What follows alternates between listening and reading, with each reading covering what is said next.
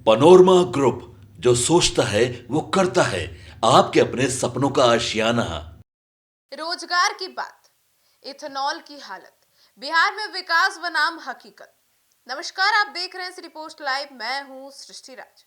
बिहार में सरकार रोजगार की बात कर रही है, उद्योग की बात कर रही है, निवेश की बात कर रही है और आत्मनिर्भरता और विकास की लंबी लंबी बातें हो रही है। लेकिन सवाल यह है कि अगर हम सिर्फ एक सेक्टर, इथेनॉल उद्योग का ही उदाहरण ले लें तो क्या सरकार के ये दावे जमीन पर खरे उतरते हैं?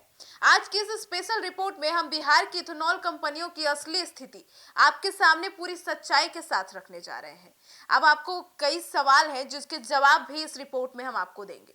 कितनी इथेनॉल कंपनियां बिहार में है, कितनी चल रही है, कितनी मुनाफे में है और कितनी घाटे में, कितनी बंद होने के कगार पर है और सबसे बड़ा सवाल, इन कंपनियों का भविष्य क्या है? आइए विस्तार में जानते हैं।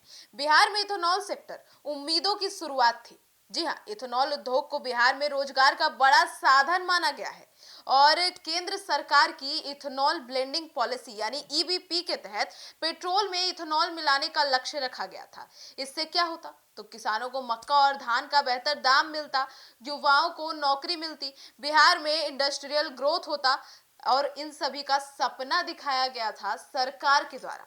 अब बिहार सरकार ने भी कहा था कि इथेनॉल उद्योग बिहार की अर्थव्यवस्था की रीढ़ बनेगा, लेकिन जमीनी हकीकत तो कुछ और ही बयां कर रही है। बिहार में कितनी इथेनॉल कंपनियां हैं, इसका जवाब आपको दे दे तो कुल आज तक यानी 10 जनवरी 2026 तक लगभग स्वीकृत जो इथेनॉल यूनिट्स हैं वो लगभग 17 हैं।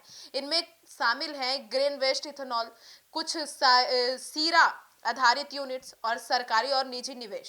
अब इसमें प्रमुख जिले जिनमें ये कंपनियां हैं, यूनिट्स हैं, तो बक्सर, रोहतास, गोपालगंज, समस्तीपुर, पूर्णिया, वैशाली, सिवान, मुजफ्फरपुर, इन सभी जगहों पर इथेनॉल की यूनिट्स हैं। अब कितनी इथेनॉल कंपनियां चल रही हैं, तो आपको बता दें पूरी तरह से जो चालू कंपनियां हैं वे लगभग 8 कंपनियां हैं और ये वो यूनिट्स हैं जो नियमित उत्पादन कर रही है और ऑयल मार्केटिंग कंपनियों को सप्लाई भी कर रही है, स्टाफ और मजदूरों को सैलरी दे रही है।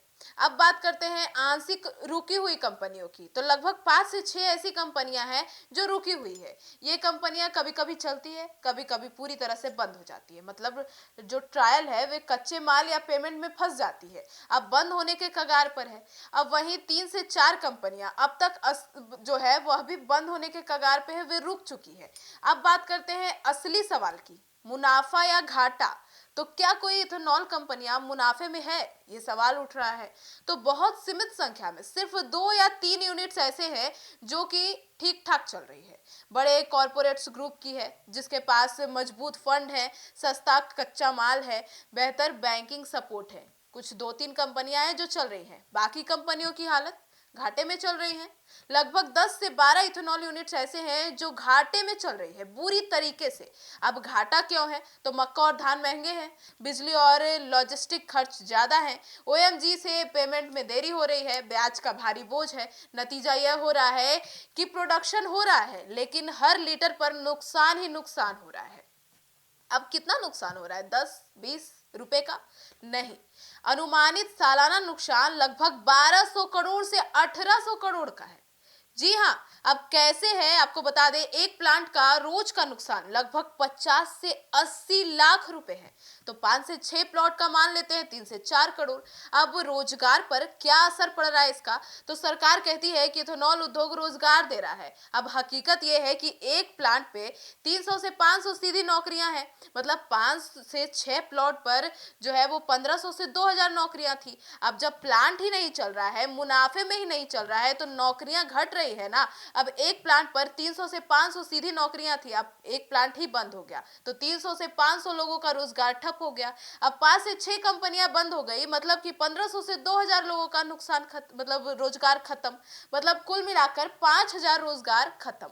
अब यानी रोजगार बढ़ा नहीं घट रहा है, मतलब सरकार जो दावा कर रही है कि नई नई कंपनियां लाएंगे और फिर रोजगार बढ़ेगा, तो पुरानी कंपनियां ही ठप पड़ी हुई है। तो अब रोजगार बढ़ने के बजाय घट रहा है। अब किसानों की स्थिति की बात करें तो इथेनॉल उद्योग से मक्का किसानों को फायदा होना था, लेकिन यहाँ तो कुछ और ही दिख रहा है। इथेनॉल कंपनियों के आने के बाद भी किसानों की खरीद कम है, पेमेंट देरी से हो रही है, एमएसपी में नीचे भाव मिल रहे हैं। अब किसान भी नुकसान में है, तो कंपनियां चल कैसे रही है? जब कोई मुनाफा ही नहीं है तो कंपनियां चल कैसे रही है, एक बड़ा सवाल उठ रहा है। तो जब मुनाफा ही नहीं है तो कंपनियां चल रही है, आपको बता दें कैसे? अपनी जेब से, अपनी बचत से और उधार से। जी हाँ, प्रमोटर की सेविंग से चल रही है। मालिक अपना पैसा अपने जेब से डालकर कंपनियों को चला रहा है, प्रतिदिन 50 से 80 लाख रुपए का नुकसान करके। वहीं बैंक ईएमआई टालकर ब्याज भर रहे हैं, ईएमआई रोककर बातचीत चल रही है। वहीं नो प्रॉपर्टी ऑपरेशन, सिर्फ प्लांट को जिंदा रखने के लिए भी उत्पादन किया जा रहा है। जी हाँ, ताकि प्लांट का जो एरिया है वह जिंदा रहे कागजों में।